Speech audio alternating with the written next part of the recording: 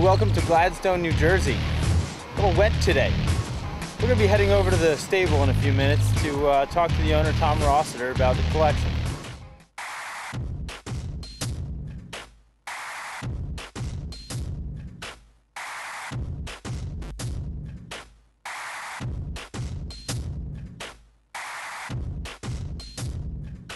All right, we're here today in Gladstone, New Jersey with Tom Rossiter, the owner of the stable, on what is probably the worst and wettest day we've probably had in Gladstone in a while.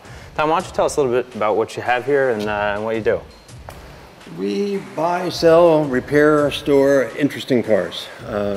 Anything ranging from the early teens to, we had a 1925 Isotta Fraschini, up through modern Ferraris, and as you can see, some very modern European cars. Some of the cars come back to visit us that have been here over the years. One Aston Martin is the current winner. We've had 8 times in the last 35 years. So DB4 348L is the chassis number. Actually, you get to know the chassis numbers after the cars have been here enough. But, excellent. So we just play with interesting cars, as you can see, a wide range. How long have you been around? How long have you been here? We opened 35 years ago when I first got out of college. So. And I've been in the neighborhood for a long time and have known you for a number of years. And yes. Used to have a smaller shop up the street and taken over this space here. Why did that move happen?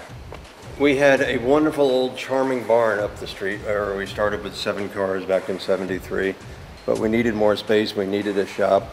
This building had been a Chevrolet dealership that went out of business, and it just didn't have the charm of the old barn, but actually it's sort of got a charm of its own now. It's a 70-year-old building and has a lot of room for us. So there's 2 levels, a little annex around back, so room for all the cars. Where we used to be able to get 7 cars, now we can have 50. So.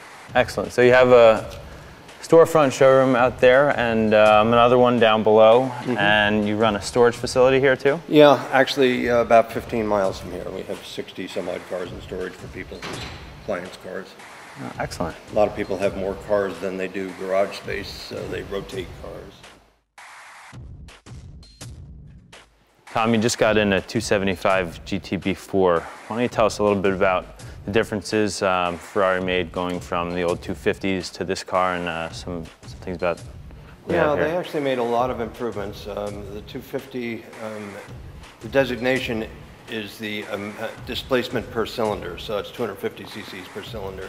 But a torque tube, much more modern driving car than the earlier ones, and quite a bit quicker. It's a 4-cam engine with 6 twin Weber carburetors. And the design is just, as you can see, exquisite. They built 350 of these 4-cams, they're just generally called.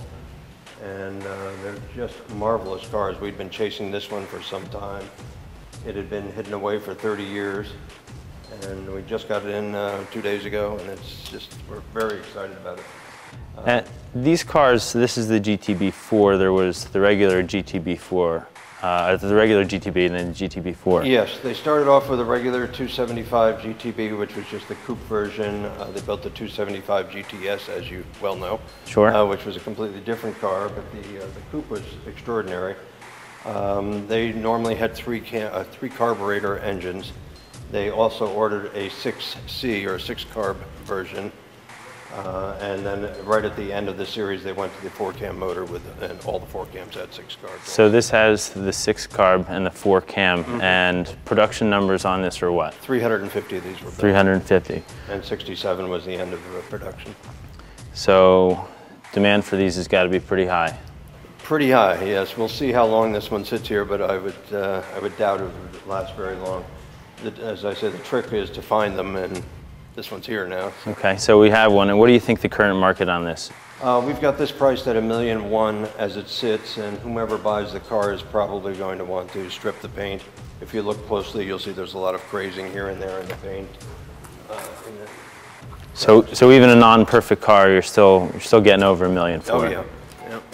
This car was born silver, so I suspect whoever buys the car will want to strip this off and put it back to a silver car again.